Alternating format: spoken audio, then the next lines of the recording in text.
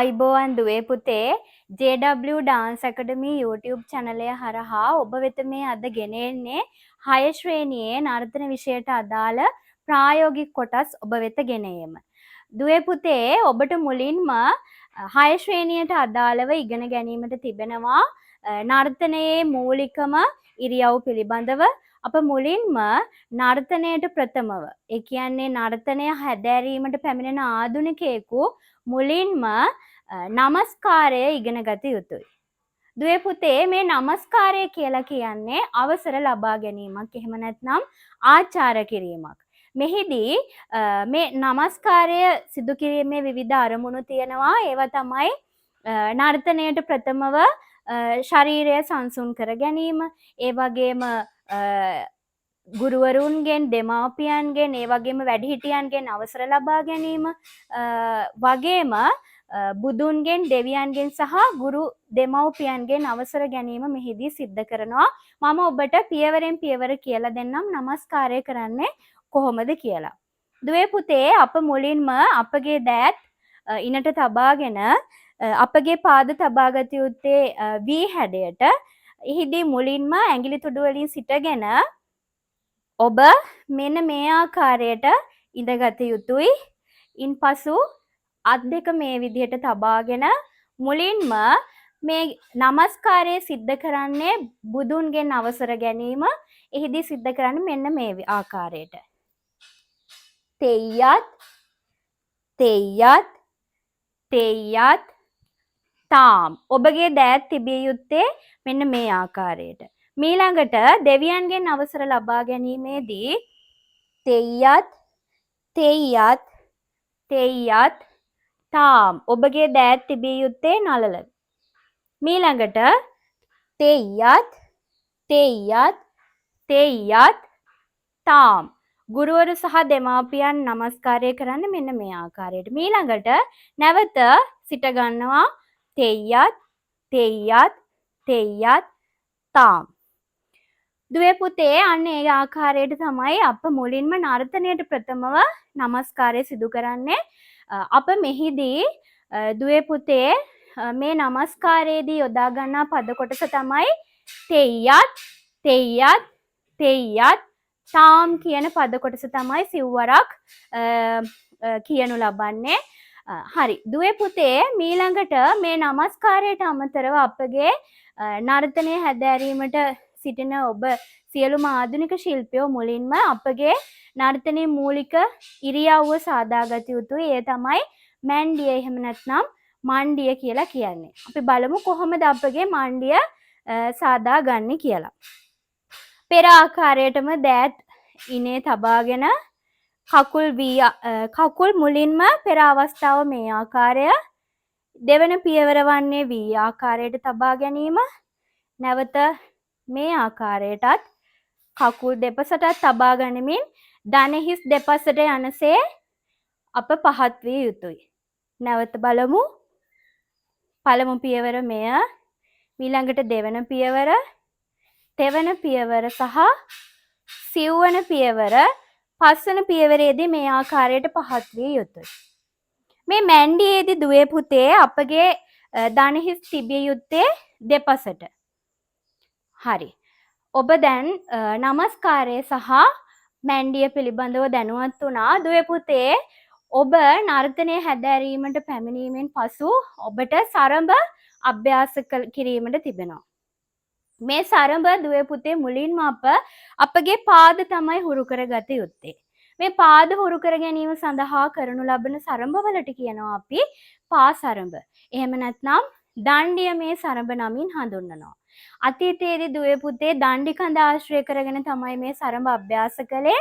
දණ්ඩි කඳ සාදාගන්නේ උණ දණ්ඩක් ආශ්‍රයෙන් දෙපැත්තෙන් කඩු දෙකක් තබා ඒ මත තබන ලද උණ දණ්ඩ අල්ලාගෙන තමයි අප පහත් වී පාසරඹ නර්තනය කරනු ලබන්නේ. අපි ඡායාරූපයක් තිරේ පෙන්වන්නම් මේ හොඳින් විමර්ශනය කරන්න. හරි. දුවේ පුතේ අපගේ පාසරඹ එහෙම නැත්නම් මේ උඩරට නර්තනයේදී පාසරඹ 12ක් අපි නර්තනය කළ යුතුයි. මේ පාසරඹ 12 සඳහාම එක් හමාර පදයක් තිබෙනවා. සෑම සරඹයක් අවසානයේදීම හමාර පදය නැටිය යුතුයි. මම මුලින්ම ඔබගේ ශ්‍රේණියට අදාළව තිබෙන පාසරඹ 3 නැටීම සිද්ධ කරන්නම්. පළවෙනි පාසරඹයේ දුවේ පුතේ එහි පද කොටස තමයි තෙයි. තෙයි යනුවෙන් තමයි අපි කියන්නේ. මේ සරඹ නැටීමේදී දුවේ පුතේ විශේෂයෙන්ම අපගේ ලය වේගය තබා ගනිමින් නර්තනය කළ හැකි. මේ ලය වේගය කොටස් 3කට බෙදෙනවා. ඒ තමයි විලම්භ ලය, මධ්‍ය ලය සහ ද්‍රුත ලය කියලා කියන්නේ. අපි බලමු කොහොමද අපි මේ ලය තුන අනුව පාසරඹ නර්තනය කරන්නේ කියලා. මීට ප්‍රථමව දුවේ පුතේ අපි නර්තනය කිරීමට ප්‍රථමව ඒ තිත තබා තැබීම සිදු කළ යුතුයි. අපි මුලින්ම එය බලමු. මේ ලය වේගයන් තුනට කොහොමද අපි තිත තබා ගන්නේ කියලා. මුලින්ම විලම්භ ලය. තෙයි තෙයි තෙයි. ඊළඟට මධ්‍ය ලයේදී තෙයි තෙයි තෙයි තෙයි තෙයි තෙයි. ඊළඟට ද්‍රුත ලයේදී තෙයි තෙයි තෙයි තෙයි තෙයි තෙයි තෙයි තෙයි තෙයි තෙයි තෙයි තෙයි තෙයි තෙයි තෙයි. මෙන්න මේ ආකාරයට දුවේ පුතේ අපි සරඹයක් නැටීමේදී ලය වේගයන් 3කට අනුව තමයි නර්තනය සිද්ධ කරන්නේ. අපි බලමු එහෙමනම් පළවෙනි පාසරඹය සහ එහි හමාර පදය කෙසේද නර්තනය කරන්නේ කියලා. මුලින්ම අපි දුවේ පුතේ මැන්ඩියට පහත් වී යුතුයි. අපගේ දෑත් මේ ආකාරයට හොඳට ඉනට තද කරගත යුතුයි. අපි මුලින්ම බලමු විලම්භ ලය. තෙයි තෙයි තෙයි තෙයි. ඊළඟට දුවේ පුතේ මධ්‍ය ලය. තෙයි තෙයි තෙයි තෙයි තෙයි තෙයි. ඊළඟට ද්‍රුත ලය. තෙයි තෙයි තෙයි තෙයි තෙයි තෙයි තෙයි තෙයි තෙයි. හරි. මේ ආකාරයට තමයි දුවේ පුතේ මේ පාසරඹය නර්තනය සිද්ධ කරන්නේ ලය වේගයන් 3ට අනුව. ඊළඟට මේ පාසරඹ 12ටම නර්තනය කරනු ලබන හමාර පදය මම ඔබට කියන්නම්. ඒ පද කොටස තමයි තෙය්යත් තෙය්යත් තෙය්යත් තාම්. තෙයි තාම්. තෙයි තෙයි තත් තත් තාම්. හරි. අපි බලමු කොහොමද මේ පද කොටස නර්තනය කරන්න කියලා.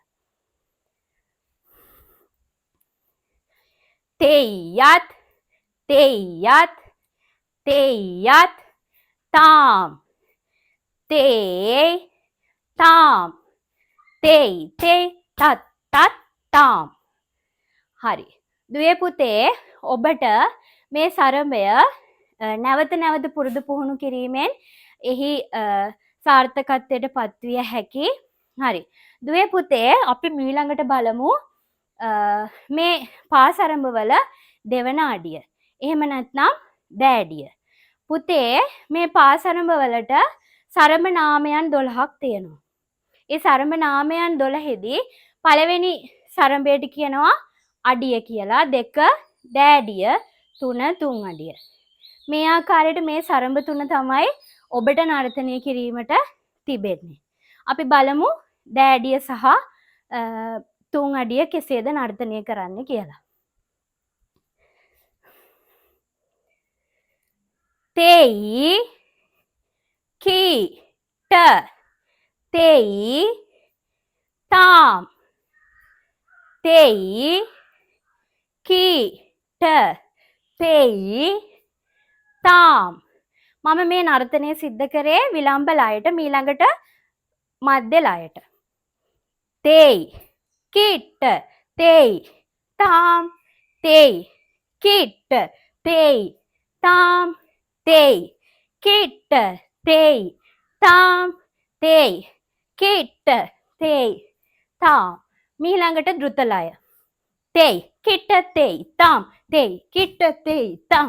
තෙයි කිට තෙයි තෙයි කිට තෙයි තාම්. හරි. දුවේ පුතේ මේ ආකාරයට තමයි අඩිය, දෑඩිය සහ දෑඩිය නර්තනය සිද්ධ කරන්නේ. ඊළඟට අපි බලමු තුන් අඩිය නර්තනය කරන්නේ කොහොමද කියලා. තෙයි කීට තෙයි කීට තෙයි කීට තෙයි තාම් තෙයි කීට තෙයි කීට තෙයි කීට තෙයි තාම් මීළඟට මධ්‍යලය තෙයි කිට්ට තෙයි කිට්ට තෙයි කිට්ට තෙයි තාම් තෙයි කිට්ට තෙයි කිට්ට තෙයි කිට්ට තෙයි තාම් මීළඟට ද්‍රුතලය තෙයි කිට්ට තෙයි කිට්ට තෙයි කිට්ට තාම් තෙයි කිට්ට කිට්ට කිට්ට තෙයි තාම් දුවේ පුතේ 6 ශ්‍රේණියේ ඔබගේ නර්තන විෂය මාලාවෙහි දෙවන පාඩම තමයි අපි මේ නර්තනය සිද්ධ කරන්නේ. මේ ප්‍රායෝගික පාඩමක්. ඉතින් අපි පාසරම නර්තනය කරන්නේ කොහොමද කියලා ඉගෙන ගත්තා. මීළඟට දුවේ පුතේ අපගේ පාද හුරු කර ගැනීමෙන් අනතුරුව පාද සහ අත් දෙක හුරු කර ගැනීම සිද්ධ කරන්න ඕනේ. ඒ සඳහා අපි නටන සරඹ ගොඩ සරඹ නමින් හඳුන්වනවා. මේ ගොඩ සරඹ වලට අත් සරඹ කියලාත් කියනවා. මේ උඩරට නර්තනයේදී ගොඩ සරඹත් පා සරඹ මෙන් 12ක් නර්තනය සිද්ධ කරනවා. පා සරඹවල සරඹයක් අවසානයේ හමාර පදයක් නර්තනය කළා. මෙය සියලුම පා සරඹයන් සඳහා නර්තනය සිද්ධ කරනවා. නමුත් ගොඩ සරඹ නර්තනයේදී ඒ සරඹයට අදාළ කස්තිරමක් නර්තනය සිද්ධ කරනවා. හරි. අපි බලමු එකින් එක මේ ගොඩ සරඹ මොනවද කියලා. ඔබගේ ශ්‍රේණියට අදාළව දෙවන පාඩමෙහි තිබෙන්නේ සරඹ දෙකක් නර්තනය කිරීම සඳහා අප බෙර වාදනයත් සමග බලමු කොහොමද අප නර්තනය සිද්ධ කරන්න කියලා. දුවේ පුතේ මේ ගොඩ සරඹ වල පළවෙනි සරඹය හඳුන්වනවා අඩිය කියා. එහි පදය තමයි දොමි කිත කිත දොම්. මෙයත් පෙරමෙන් ලය වේගයන් 3ට නර්තනය කළ හැකි. අපි තිත තබා බලමු මුලින්ම කොහොමද මේ සරඹය කියන්නේ කියලා. දෝ මි කි ත දොම් දෝ මි කි ත දොම්. මීළඟට මධ්‍ය ලයේදී දෝ මි කි ත දොම් දෝ මි කි ත දොම්. මීළඟට ද්‍රුත ලයේදී දොමි කිත කිත දොම් දොමි කිත කිත දොම් දොමි කිත කිත දොම් දොමි කිත කිත දොම්. හරි. දුවේ පුතේ මේ ගොඩ සරඹය අවසානයේදී කස්තිරමක් නර්තනය කරනවා. මේ කස්තිරම තමයි තත් ජිත් තොන් නං තා. මම තිත තබා කියලා පෙන්නන්නම්. තත් ජිත් තොන් නම් තා. හරි. අපි බලමු කොහොමද එය නර්තනය කරන්නේ කියලා බෙර වාදනයත් සමග.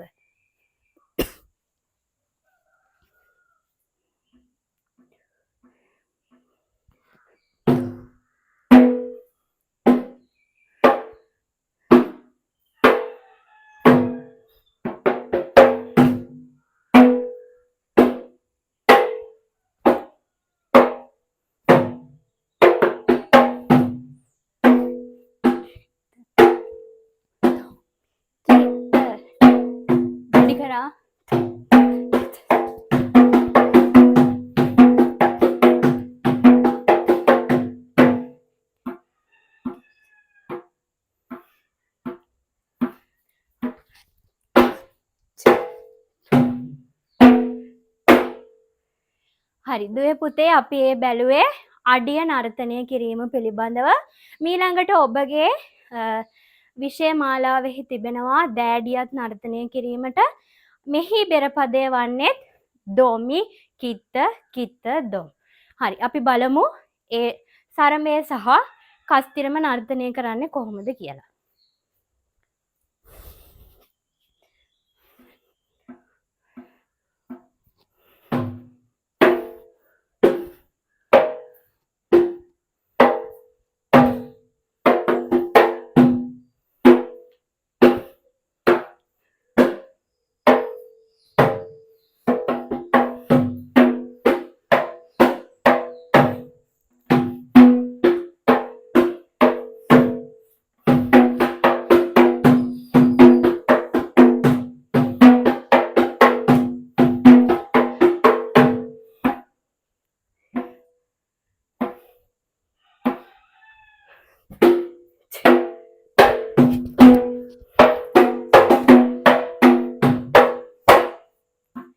හරි. දුවේ පුතේ ඒ අපි නර්තනය සිද්ධ කරේ දෑඩිය පිළිබඳව. හරි. ඔබගේ 6 ශ්‍රේණියට අදාළව තිබෙන්නේ මේ පාසරඹ සහ ගොඩ සරඹ කොටස වන්නම නර්තනය කිරීම. දුවේ පුතේ මුලින්ම මම මේ වන්නමක් කියන්නේ කුමක්ද කියලා දෙන්නම්. වන්නමක් කියලා කියන්නේ වර්ණනා කිරීමක්.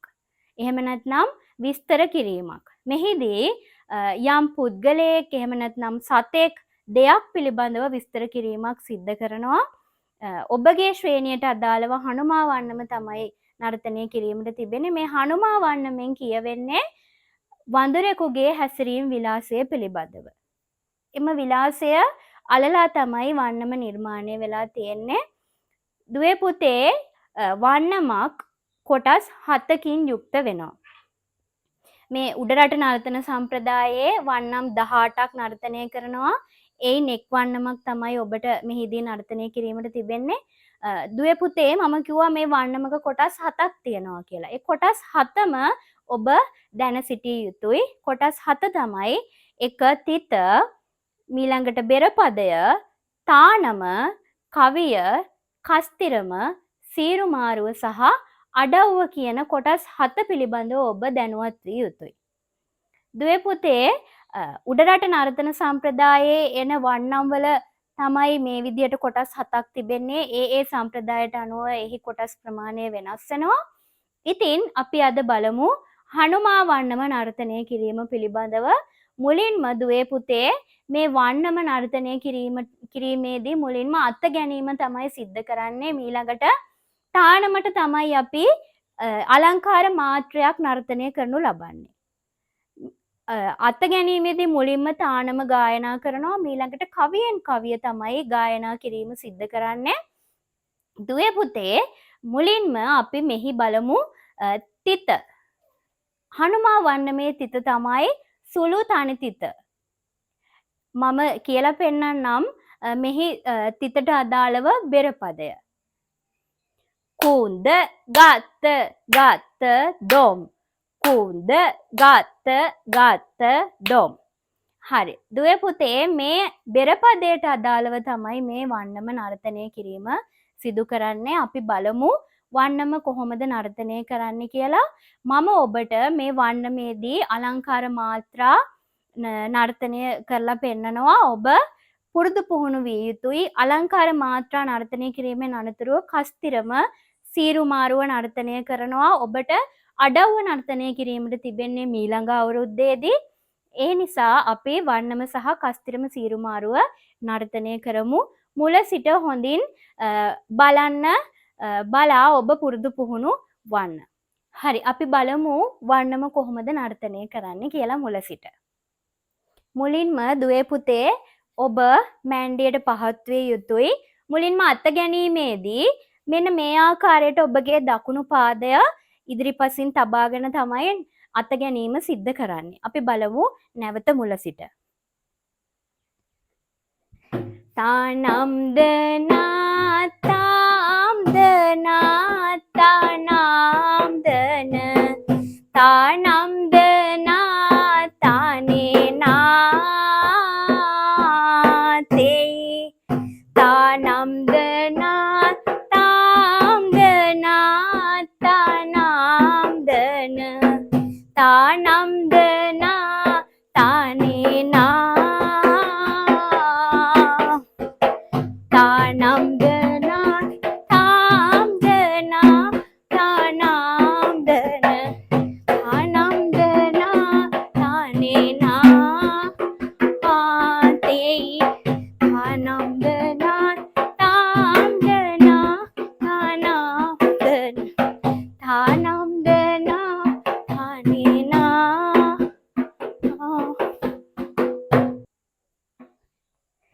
ගිරෙන් ගිරට පැන ලැගුම් සොයා පුබු දමින් අරුණ කළමා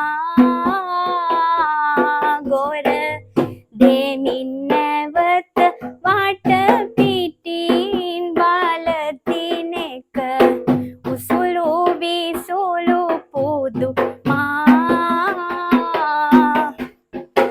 තානම්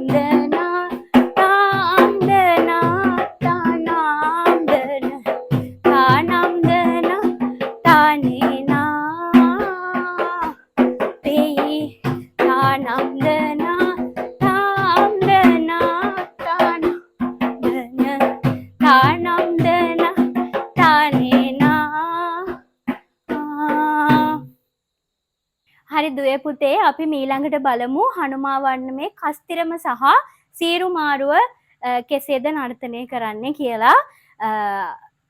ඉන් අනතුරුව මම ඔබට තිත තබා ගායනා කරන විදිහ කියලා දෙන්නම්.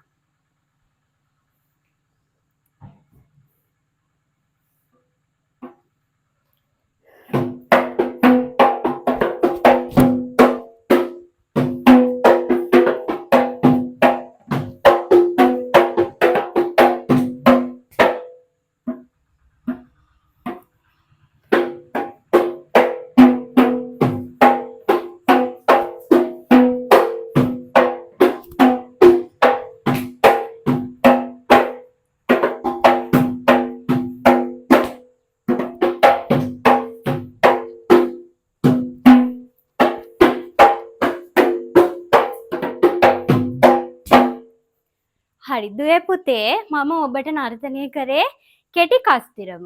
මේ කස්තිරමට අමතරව දීර්ඝ කස්තිරමත් නර්තනය කරන්න පුළුවන්. මම එයත් ඔබට නර්තනය කර පෙන්වන්නම්.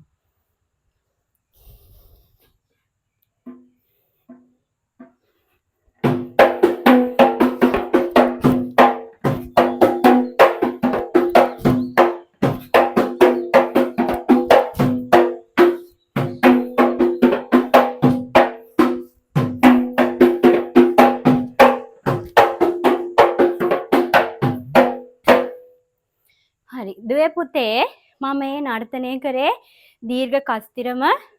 ඔබට මේ කස්තිරම සහ සීරු මාරුව නර්තනය කිරීමට ප්‍රථමව එය තිත තබා ගායනා කිරීමට තිබෙනවා. අපි බලමු ඒ තිත තබා කියන්නේ කොහොමද කියලා. රුන්තක ජින්තක කිට කුන්ද තා ගජින්තක තරිකිට කුන්ද රුන්තක ජින්තක කුන්ද තා taku tak jiji kund gajit gajit kund jigat kund kund ta tarikit kund ta tarikit de kund ta kuji te gat domi kit tarikit kundatta මේ ආකාරයට තමයි තිත තබා ගායනය සිද්ධ කරන්නේ. දුවේ පුතේ අපි මීළඟ ශ්‍රේණියේදී ඔබට තිබෙනවා මේ වන්නමේ අඩව්ව නර්තනය කිරීම. අපි බලමු ඒ පාඩමේදී කොහොමද අඩව්ව නර්තනය කරන්න කියලා. එහෙනම් ඔබ සියලු දෙනාටම ආයුබෝවන්.